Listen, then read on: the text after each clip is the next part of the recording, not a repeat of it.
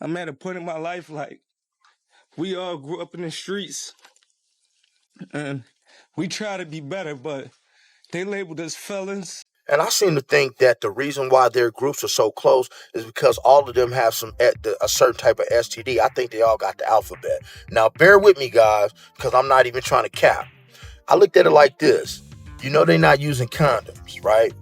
So if you're in a party not using condoms, it ain't like you could catch something twice, right? So if you already got something, ain't like you can catch it again. So I believe, one of my theories is that these people at these Diddy parties were so close because they all had STDs. Meek Mill's situational awareness is just low, bro. Because my thing is this, like, the feds announced that they have a video of Diddy on camera taking a male. You see what I'm saying? So, like, if they making these type of announcements, bro, if they had anything on Meek Mill, bro, like, that's everywhere. When most people hear the words hip-hop, they picture flashing lights, big personalities, and the glamorous lifestyle that has defined the culture for decades. But behind the sparkle, a much darker story is emerging.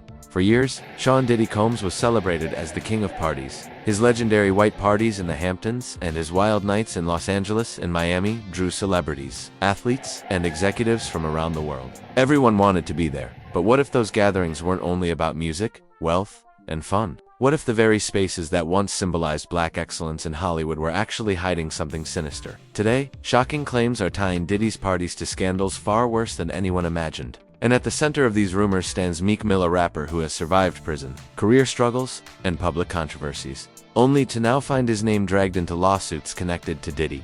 Meek has pushed back against the accusations. Yet, in speaking out, he has shared disturbing details about what he witnessed, what he avoided, and why he believes the entire culture is, in his words, infected. If you got someone, don't you love when I come around? Hey, what's up, King Son? Man, you doing it, man. You deserve it, Daddy. You putting in that work. Proud of you. I love you. Yeah. Yeah, so that's another reason why I go to the car, because you can't be that guy at the gay party getting mad at the gay dudes hitting on you. Right. You at they function. So now you gonna be homophobic in here? What? You the jerk right now. You the clown. You at they shit getting mad. They try to see what's to you. Yo, dumbass. Give me a take on the flack that Meek Mill has gotten throughout all this. Meek Mill's situational awareness is just low, bro. Like, that's all it is. But the man had his Amazon account hooked to his Twitter. He buying dildos and everything. It's showing on his Twitter, bro. You can't do that. Look that up. That's real. He just crazy, bro. Like, that's all it is. Like, I feel like Meek is an honorable dude. He just kind of, he just don't be up to speed a lot of times. Is that audio real? What are you getting? I don't know. That audio, I can't confirm that. Yeah. You know what I'm saying?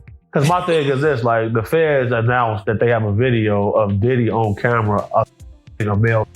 You see what I'm saying? So, like, if they making these type of announcements, bro, if they had anything on Meek Mill, bro, like, that's everywhere. Because he just got out of jail and then got off of probation, got a judge fired and all type of things. Like, so it's people who want to see him look bad. Right. So if they had it to be out. Meek Mill, born Robert Rameek Williams, has never been a stranger to controversy. Growing up in North Philadelphia, he came of age in a tough environment where just surviving was an achievement. Dirt bikes, street battles, and pure ambition shaped his character. That same energy powered his music. His intense delivery and passion turned local mixtapes into national hits. Over time, Meek built a career that represented the Philadelphia dream, a story of struggle, perseverance, and triumph. By 2025, Meek had reached a new chapter. Free from record label restrictions, he began reinventing himself as an independent artist. His creativity returned full force, new collaborations, headline performances at major festivals like Roots Picnic, and a renewed connection with his city. Fans noticed his fire again. Even Black Thought from the Roots praised him as the voice of a generation of young Philadelphians, saying Meek's story mirrors the journey of the city itself. Meek Mills. Well, he said a Philly rapper. You understand? And it was redacted in the paperwork to that, because first of all, it had Meek Mills, it had Stevie J, they had redacted their names, and they had Usher, and they redacted their names and just said a performer of the Super Bowl and a Philly rapper. Everybody kind of knew back in the day that Meek Mills and Puff was a little too friendly. Anytime two rappers or two people in the industry come dressed up alike on more than one occasion, listen here, man. My dudes in Philly, I got some real strong dudes in Philly. They don't play that shit. And they probably embarrassed for the fact to see that Meek Mills, one of the street guys that came out of there, got caught up in this Hollywood,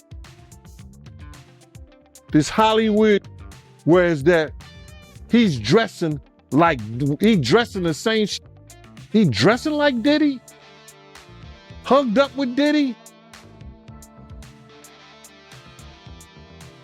I think that Lil Rod know a lot, but I know this. Two men dress alike,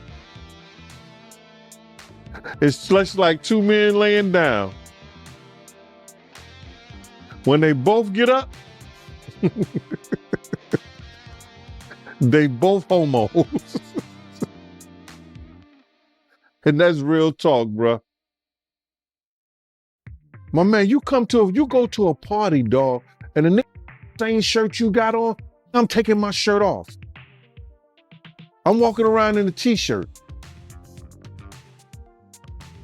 And then, not to blow Meek Mills up out the water or anything like that, it was said that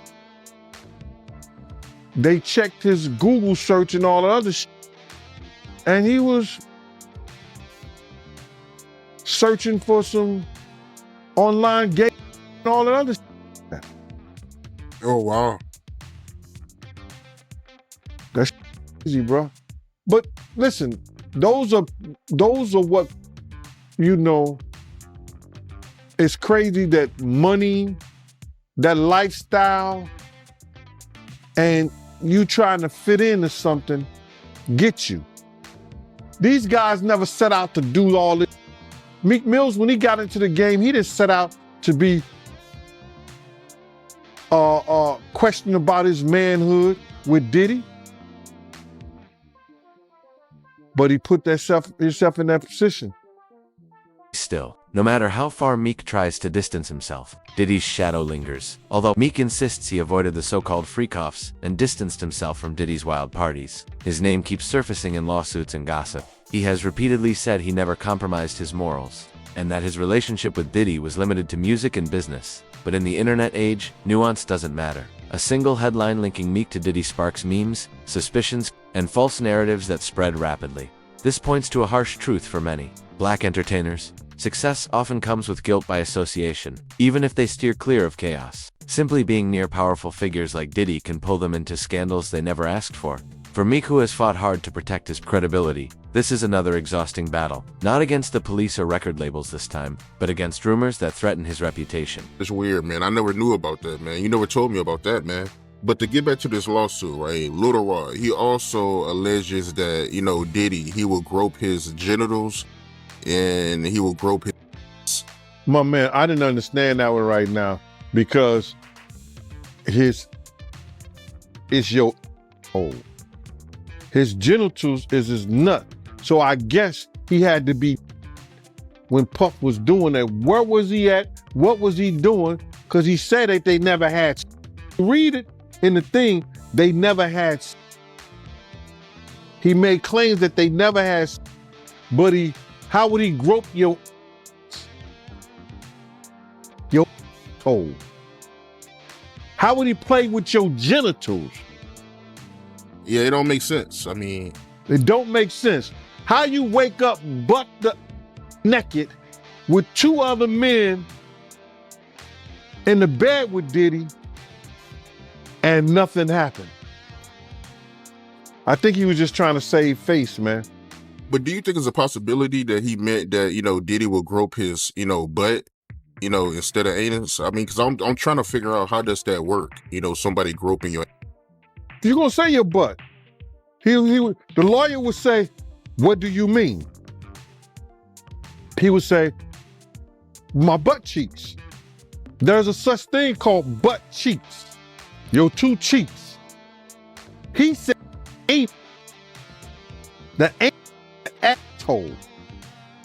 How did he get that far? Lil Rod, you gotta say no to Diddy sometimes. No, that shit ain't funny, man. But you gotta say no. So from you reading the lawsuit, right, you feel like he had relations with Diddy? When me being a former investigator, I think Lil Rod was trying to save face on certain things, that he had somewhat of a relationship, or he was doing some things with Diddy that he didn't want to really come out in that fashion. Because there's no way that he gonna wake up and his hurting and his genitals is all over the place, and he's in the bed after being drunk or drugged and saying nothing happened. And you think that Diddy gonna be in the bed with 3 other men and nothing happened? It doesn't sound logical. If we're reading and believing what he said in those papers. If you woke up in bed and you was drunk or intoxicated on ecstasy, on whatever drugs that they put in there, roofied you or whatever, and you not and you not feeling right, something is wrong. Wouldn't you say? Something is wrong. He didn't say, "We woke up with all my clothes." He said, "We woke up but the F in those papers." So if he in those papers, it is what it is. In February 2024, a $30 million lawsuit filed by Rodney Lil Rod Jones against Diddy rocked the music industry. The lawsuit accused Diddy of shocking behavior involving drugs, coercion, and disturbing party scenes. Buried in those documents was a reference to Meek Mill, described as the Philadelphia rapper who once dated Nicki Minaj. Though Meek wasn't accused of any crime, just having his name mentioned was enough for headlines to explode. Suddenly, social media buzzed with claims that Meek was deeply involved. Memes flooded timelines and blogs twisted the lawsuit into clickbait stories, suggesting his active role. For Meek, this was crushing. He later explained how bots and fake accounts seemed to push the false stories in a coordinated way. He compared it to defamation, saying lies spread faster than the truth. By March 2024, a judge had dismissed several charges in the lawsuit and even criticized the lawyers for exaggerating. But while those corrections barely made the news, Meek's name was already cemented in the rumor mill tied to Diddy free cuffs and scandal. About Meek Mill wanting to hire somebody to see, what they find on him and Diddy, or if he's in the investigation and, wants to put up like $100,000 on that. Meek Mill had his Amazon account connected to his Twitter. The man on there buying dildos and it's getting posted to his Twitter account. "I just purchased this 10-inch dildo." So I really don't want to talk about Meek Mill. You feel me? I just don't think Meek Mill is a bright guy, period. I just feel like Meek Mill is the dude who will end up someplace trying to be with the who's who and be like, "Wait a second. I don't know what's going on." He one of them type of guys, bro. It was on his Twitter he was buying dildos, man. So I don't know what he do. I just don't think he's that bright of a guy, bro. Honestly. You saw that before? Saw what? Meek Mill buying dildos. I didn't see that. Let me Google it.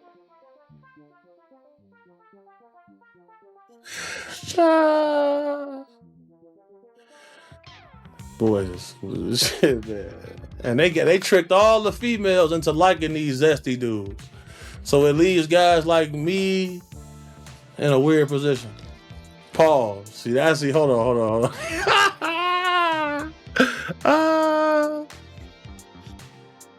I'm tired of this, man. I mean, I see something, but I can't. Okay.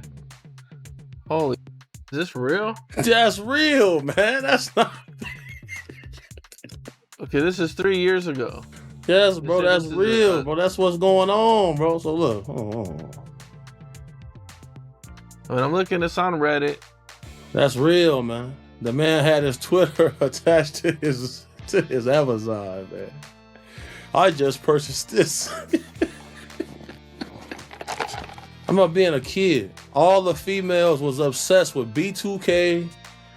What's the other group of what's some other? They obsessed with all of these little boy bands, right? Now look at them now. They all zesty. All dudes doing a little singing and dancing with the oil on their body. They tricked all of the females into liking them. So now they attracted to bi men. So if you a masculine dude, oh, now you toxic. Watch out, shorty. Oh no. These the facts, bro. I also seen you post about Diddy's son. The one with the lip gloss on and the waves, he's a cornball. This is why Meek's recent words carry weight. He understands how quickly rumors can become accepted as truth. He admitted to attending some New Year's events where Diddy was present, but insisted he never went to the infamous white parties or according to him, he always traveled with his crew from Philadelphia to make sure he wasn't isolated or put in questionable situations. While he denies taking part in Diddy's darker world, he has also been brutally honest about what he's seen in the culture and why he believes many entertainers have been compromised. And like the Diddy, the parties, not got invited to those. He was in Cali going to a couple parties with Meek, right? And Meek told my inside man that he can't go to, what two or three parties yet. So he got left like at the crib or Airbnb, hotel, mansion, wherever they was. Like he couldn't go. Why? Like, yo, you can go like Monday and Tuesday you can go to this party. But Wednesday and Thursday, when we go to this other mansion party, you got to stay back. That's just coming from my inside guy. Like, this is truth. Like, you know what I mean? That party, like when they say Diddy party, yeah, a few people was around at that time. And they couldn't go. I've asked this question.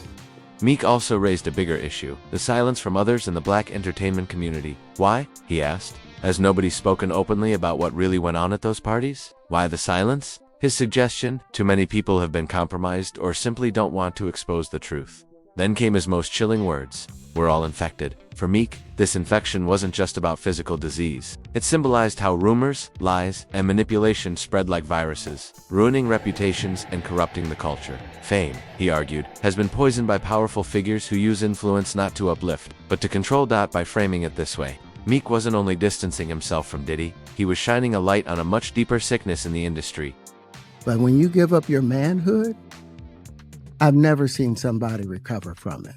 That was all the people that went to the puffy parties. That was all the people that did all those things thinking that there was never going to be a consequence for what they were doing. Got punked out and pimped out by some greater desire. You shouldn't have a greater desire than being a man. So I believe that's a big problem with a lot of the actors out there because they get fluid. And next thing you know, once you go fluid, it's gone. You don't have any foundation to pull yourself back from. So maintain your man card, no matter what. Man, I mean, one of the things you're seeing, you went to a whole different place. Sorry. No, I get it. So you see some guys struggling with that. You see Bieber struggling with that. You see some of these guys struggling with that. They can't get it out of their head. The things that they did, no matter how they did it, whether they were drunk or high or whatever, you gave up your man card. You need therapy. And that's the thing that hurts them the most. And so they end up on drugs, end up every way to try and get rid of any principles there are. And that's what the business does. And the women that trade their bodies to go and get the role, they get to the point where they have their Oscar, they have their money, but they don't have their dream. They don't have the soul that they started with. So it's like achieving don't mean anything. If I get all the Nobel Prizes from doing all of this, but in the process I have to trade out all of my integrity to do it so that they can stay in place, what benefit is that if I lose my integrity? You got to go in as a principal. And what we were brought in here as men. We produce 1,500 sperm per heartbeat for a reason, because the aggression is necessary. You don't trade that in, no matter what. Did you ever have the opportunity where you got invited and you said no to it? Hell yeah. What was the consequences when you said no? Puffy invited me for weeks, asking me to come and teach him how to, wanted me to be his acting coach for a while. Go there and he's sitting around just looking. I'm like, okay, what's the material you want to work on? He's just looking at me. Then next thing you know, okay, hey, will you help me? I want to hear your music. So I come over there and I play the music. And he's sitting there, just looking at me, like waiting. Okay. So then my assistant was like, he wants to hang out with you next week. And I was like, for what? He's like, I think he's trying. That's what my assistant said. I was like, oh, okay. Now I get it. So now no more communication. Now you know to be hands off with somebody. A number of producers come in and make the approach, and you threaten to punch them in the mouth or threaten to knock their head off for talking to you or looking at you like you're a woman. When you approach a real man about his masculinity, you're going to get a real reaction back. It's a difference when a guy walks in a room and when a man walks into a room. And a man don't take the same things that a guy will accept. So always be the man in the room. And that's always been my whole thing, and have lost businesses because I don't bend over in that way. I don't compromise. I don't play gay roles. I don't kiss a man. I don't do that because the man card means everything. For decades, Diddy was seen as the king of hip-hop celebrations. His parties were cultural landmarks. List stars like Jay-Z, Beyonce, Paris Hilton, and Jennifer Lopez filled his Hamptons gatherings. Los Angeles nights exploded with champagne, fireworks, and non-stop music, but whispers soon spread about a darker side. Neighbors reported women stumbling outside his Beverly Hills mansion, disoriented after nights inside. Security staff spoke of strange rules, heavy surveillance, and a house that felt more like a fortress. Lawsuits have claimed that drinks were spiked, guests were manipulated, and many left with trauma instead of memories. And yet, for years, attending a Diddy party was considered a badge of honor. Celebrities bragged about being invited, publicists called them lucky, but beneath the glitter, fear and silence reigned. This contradiction of luxury on the surface, darkness underneath's what makes the revelation so disturbing. Have you ever been to a Diddy freak off? If so, how was it? All right, the freak off situation. Mind you, bro, if you are a celebrity and you party and having fun and y'all each other, if that's called a freak off, then so be it. But I don't think Diddy was orchestrating who and I didn't see that. You dare? I didn't see that. All I seen was people kissing each other, getting sucked, Nate. I seen all that. That's typical though. So I don't understand how freak offs can be a crime when everybody just gonna be each other anyway. A bunch of rich people snorting coke and each other and drunk. If that's a freak off, then I like to go back to it. I like to go back to a freak off. I like celebrity bit. That's the fun thing about the freak offs. In my time when I was there, it was like celebrities was like all the movie stars and all the actresses was nothing. They was on that powder heavy, but they was, hey, how you doing? What's down with you? Oh yeah. That's how it was. Shit was fun to me when I was young and I was there. It was fun to me. I was a kid in the candy store looking at all these actresses that you grow up watching, you heard me, and these hoes suck doing powder and all types of wild foolishness. But if that's a crime, then sign me up. The word infection sits at the heart of the conversation. Some lawsuits even claim Diddy's parties weren't just morally corrupt, but physically dangerous. Accusations of diseases spreading through reckless behavior, lack of protection, and alleged coercion. Meek's words were all infected took on an even harsher meaning. Not just cultural infection, but possibly physical as well. The documents described men and women alike being coerced or manipulated, with long-term consequences. And while Meek denies participating, he cannot escape the damage of being linked to this toxic world. In the court of public opinion, guilt spreads by association. That's called a party favor effect. It's just one of the little things that go on at the freak-off parties with children? Were there animals there? Mm-hmm. Goats. Did they turn the animals loose on the kids? Yeah. And if you got sick and threw up because it was so disgusting, what happened? You had to eat it. You had to eat your vomit Mhm. if you threw up. That's satanic ritual abuse. Diddy was at this party? Mm-hmm. Denzel Washington was at this party? Yep. Birdman was at this party? Yes, he was. And Young Jock? Yep. And you're telling me Denzel was there and it was after 1 o'clock when he supposedly left? And beanie, socks, and a gold chain. So you're telling me Denzel Washington was butt naked. He had a beanie on, socks on, and a gold chain, and that's it. In front of children. Yep. Funny. Because he sure portrays himself to be holier than thou. Well, so a lot of them do.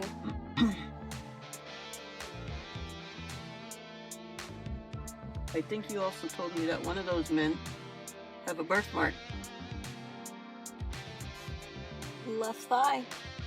One of those men have a birthmark on their left thigh.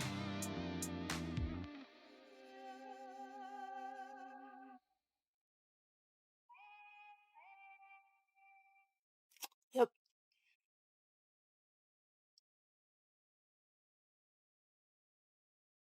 Did you have interactions with Diddy?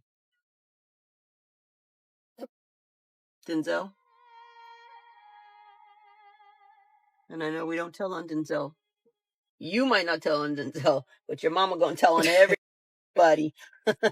I ain't keeping no secrets.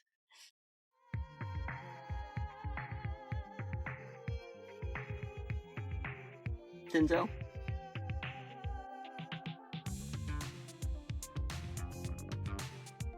Yep. Birdman? Did Birdman promise you things? So much. Like what he promised Lil Wayne at a young age. Because you know we share the system together. Share a birthday together too. I know a lot of you have seen P. Diddy get guardianship of a lot of young kids. That means he holds their contracts. I know you heard me talk about Ali's contract and how often it gets auctioned off, and the things that come from that when it's auctioned. So when you're seeing that he was a guardian for these children, he's holding their MK Ultra contracts is what that translates to.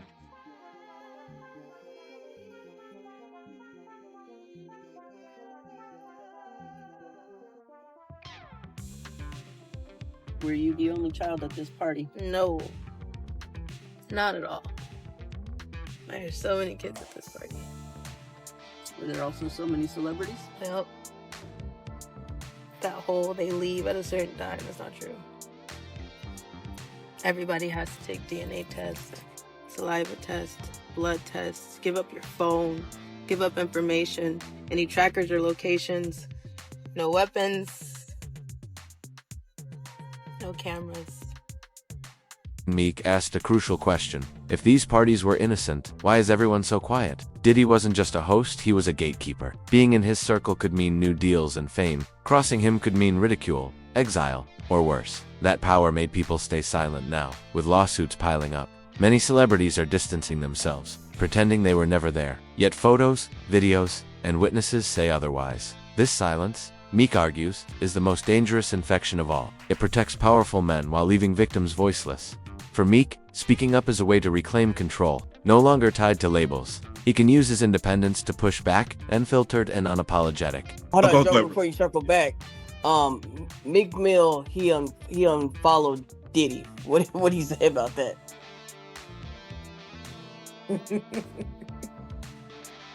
What do I say about Meek Mill's unfollowing Daddy? I don't know. Seems strange. That's what people in relationships do. No, well, that's what people trying to avoid being indicted do. I mean, I don't know. You know, stand by your man. Yeah, stand by daddy. So don't nobody else love you like he do. Meek knows his credibility is his lifeline. His career has always been built on authenticity. That's why being linked to Diddy's scandals is more than gossip. It's a direct attack on his legacy. He has spoken openly about how false stories spread, bot accounts, coordinated smear campaigns, and media outlets chasing headlines without correcting themselves. For him, independence is about more than music. Contracts, it's about identity. He wants freedom from the infection of Diddy's world. From the rumors that chain him to scandals, he rejects that. As Diddy's legal battles continue, what was once glamorous is now viewed as sinister. The white parties once celebrated are now remembered as possible crime scenes. The mogul once praised as a symbol of black excellence is now facing allegations that may define him as one of hip-hop's darkest figures. Meek's warning, we're all infected, goes beyond one man. It's about the industry, the silence, and the dangerous price of chasing fame. This isn't just Diddy's downfall. It's a reflection of the system that enabled him, the celebrities who stayed quiet, the fans who spread rumors, and the culture that allowed exploitation to thrive, whether or not Meek was involved. He has been touched by the infection of lies and rumors, and as the truth slowly comes out, we're left asking, how deep does this infection go? How many careers were built on silence? How many stars carry secrets they'll never admit? Meek insists he avoided the worst of it. He says his morals kept him away from the freak. But even from a distance, the infection has reached him and, perhaps, the entire culture.